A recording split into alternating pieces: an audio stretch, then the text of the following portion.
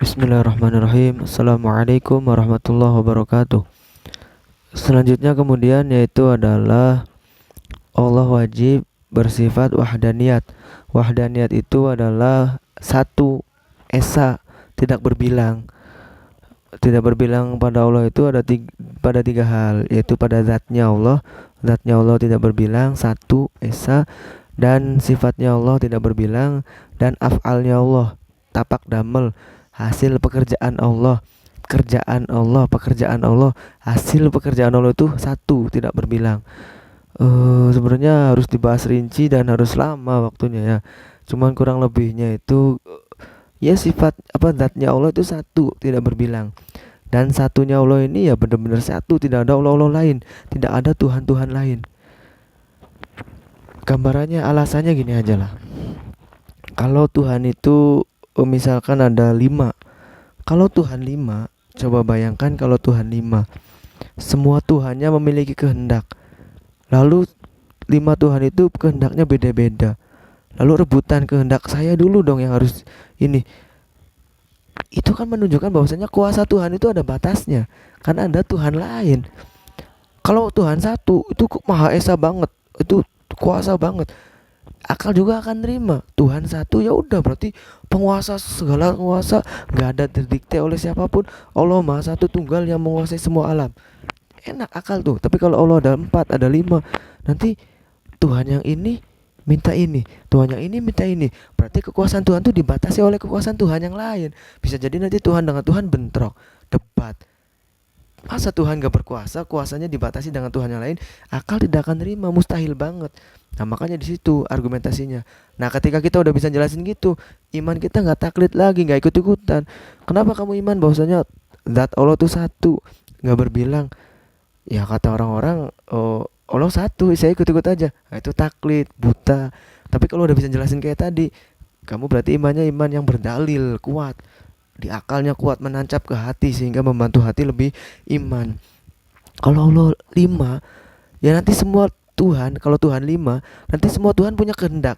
Berarti kehendak Tuhan dibatasi dengan kehendak Tuhan yang lain. Nanti rebutan. Kuasa Tuhan itu berarti nggak full dong, nggak benar-benar kuasa dikjaya satu-satunya. Kalau Allah satu, Tuhan satu, nyaman akal itu. Allah satu, Tuhan satu, nggak ada yang berani mengintervensi, nggak ada yang berani mendikte. Akal kita nyaman, Tuhan itu kuasa, benar-benar kuasa. Nah itu jadi gitu. Jadi Tuhan itu satu, nggak ada selain Tuhan. Tuhan lainnya nggak ada. Dan juga Tuhan itu satu pada zatnya itu adalah zat. Tuhan satu itu bukan satunya dari berbagai macam juz atau berbagai macam bagian. Contoh pulpen. Pulpen satu misalkan, ada pulpen satu. Satunya pulpen ini dari berbagai macam juz atau bagian. Ada tutupnya, ada isinya, ada di bawahnya tutupnya juga, ada totoknya, ada plastiknya, ada plastik tintanya, ada tintanya. Jadi satunya pulpen dari berbagai macam jus. Tapi kalau satunya Allah satu, nggak ada dari darian, nggak ada dari jus-jusan. Pokoknya Allah satu, zatnya Allah satu-satu, dan nggak ada Tuhan selain Allah satu. Jadi akal nerima kalau satu, ya bener-bener kuasa Allah tuh full kuasa betul, mengatur segala-galanya, nggak ada yang intervensi, nggak ada yang mendikte. Ya, akal itu nyaman. Nah kemudian Allah satu pada sifatnya.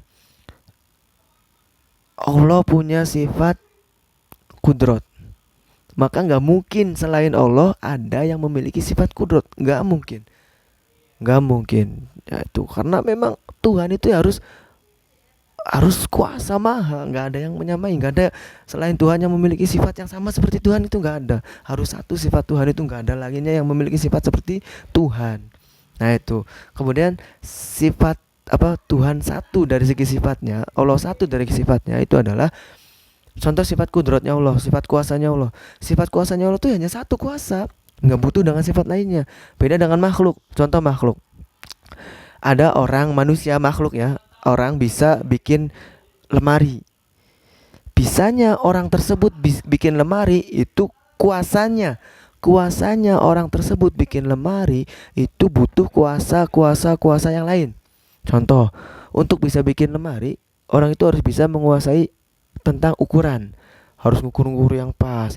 Untuk bisa bikin lemari, kuasa bikin lemari, orang tersebut harus kuasa terhadap bahan-bahan kayu, harus kuasa mengukir kayu, harus kuasa memainkan alat ukir. Jadi kuasanya manusia bikin lemari itu butuh kuasa-kuasa lain. Tapi kalau kuasanya Allah, kun fayakun, bikin lemari kun langsung jadi, tanpa butuh kuasa menganu alatnya, mengoperasikan alatnya, tanpa mengukur-ngukur segala macam. Pokoknya kuasanya itu langsung kun.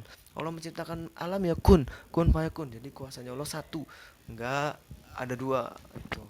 Nanti dalam sifatnya Allah yang tadi bisa aja ada yang sama tapi beda esensinya. Contoh, manusia bisa melihat, bisa. Manusia punya sifat bisa melihat, bisa. Allah juga bisa melihat. Sama secara penyebutannya sama. Oh, manusia bisa melihat, Allah bisa melihat. Sama kan? Tapi esensinya beda. Kalau manusia melihat itu karena dipisahkan oleh Allah, karena dipisahkan oleh Tuhan, diberi mata, diberi izin untuk melihat, dan lihatnya juga terbatas, hanya yang bisa dipandang. Ketika ada tembok di balik tembok nggak bisa dilihat, terbatas. Tapi melihatnya Allah itu lebih maha. Makanya sama dari penyebutannya melihat, bisa melihat, cuman esensinya, isinya berbeda. Nah itu jadi ya gitu, harus jelas ya. Kemudian satu esa Allah dari segi afalnya, perbuatannya, artinya apa? Gak ada selain Allah yang bisa berbuat atau memberikan hasil kerja seperti Allah. Ya kalau kita belajar tauhid, sebenarnya semua yang terjadi alam semesta ini adalah tapak damal Allah, hasil kerja atas izin Allah. Semuanya nggak ada yang bisa menyamai. Nah, itulah kurang lebihnya. Allahu a'lam bissawab. Mohon maaf banyak kesalahan. Assalamualaikum warahmatullahi wabarakatuh.